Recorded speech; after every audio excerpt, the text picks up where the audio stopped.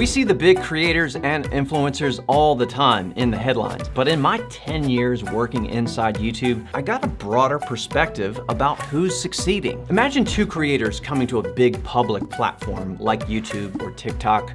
One's an entertainer and the other's an entrepreneur. Which would you say has a better chance of success? Let's have these two battle it out in 3 rounds. The first is audience growth. The entertainer, maybe a vlogger, gamer, or comedian, has charisma and talent and wants to show it to the world and hopefully get rich and famous in the process. There's nothing wrong with that, and we know it's definitely possible. Our entertainer here has the potential to grow quickly. Viewers subscribe and follow because he's just fun to watch. Fans feel like they're friends with him. And in many cases, with hard work, his videos catch on. He gets views and likes and attention, and by the way, the validation feels amazing. Meanwhile, the typical entrepreneur comes to the platform not looking for fame, but to sell something. Maybe it's a product or an online course, a coaching service, or access to a private community. The entrepreneur maybe isn't great on camera. She's a little awkward or stiff, but she believes in her product and wants a way to tell people about it. And on YouTube, that's usually done by making educational videos, trying to solve problems, and then gently introducing the product. This doesn't exactly go viral. Maybe she picks up a few hundred views per video. So, who wins this round of audience growth?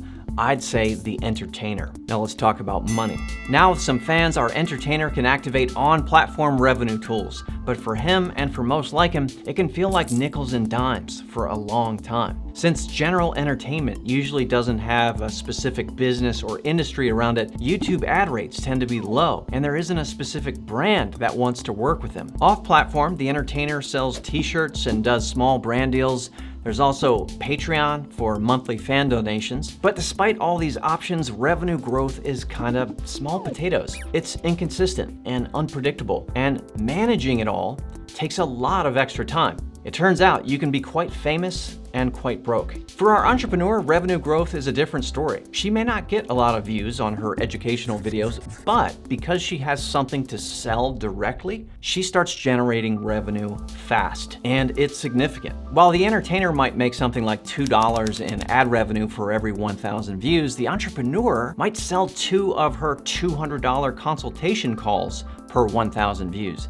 That's $400 per 1,000 views. She can also earn revenue from ads and other platform tools on top of that as icing on the cake. And it's for this reason that for the entrepreneur, revenue growth tends to be much better, even if they're just getting a few hundred views per video. And as they get better, being more engaging and entertaining on camera, and you can learn it, the revenue grows exponentially.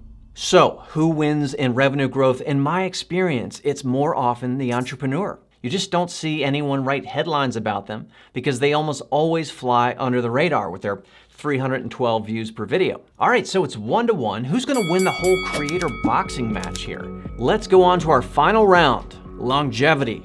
Now, you might think you know what I'm gonna say, especially if you saw my previous video, but stay with me. Let's start with the entrepreneur this time. As I said, she's running a small business, selling something of substantial value. So she's not struggling to live off the small amounts of revenue that a lot of the big platforms provide. And she clearly sees these platforms as giant exposure machines, which they are. She's also less affected by the pressures of fame because her channel is not about her. She's not the product. And coming from the business side, she has a better understanding of how to build a team and help sustain her operation, her business. Okay, so how does the entertainer do when it comes to longevity?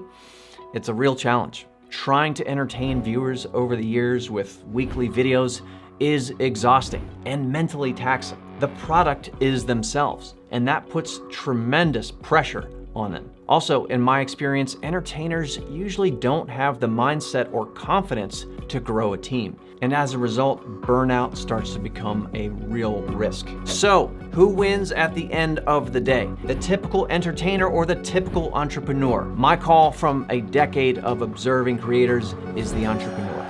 They're kind of like the tortoise in the race, and the entertainer is the hare. The entrepreneur's overall lifespan on a big platform tends to look like this. Whereas for the typical vlogger, gamer, comedian, etc., it tends to look like this. But hold on, if you're an entertainer, there's good news. You have a huge fan base that loves you, a warm audience. If you could just sell them something of substantial value, you would crush the entrepreneur. But what could you sell, right? I'll get into all the options in a future video on this channel. In the meantime, question, how many years does the typical entertainer last anyway? And why do so many creators fade away and stop uploading? If you haven't seen it, check out my video on that. Watch here, or there should be a link in the description. Thanks everybody for all your thoughtful comments on the new channel. Let's keep the conversation going and keep your creator career going.